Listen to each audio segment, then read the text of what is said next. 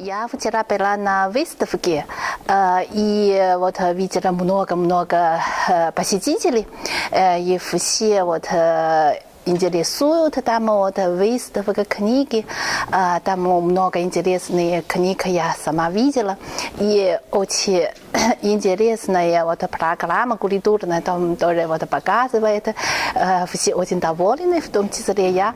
И сегодня вот в симпозиуме будет, наверное, вот обсуждение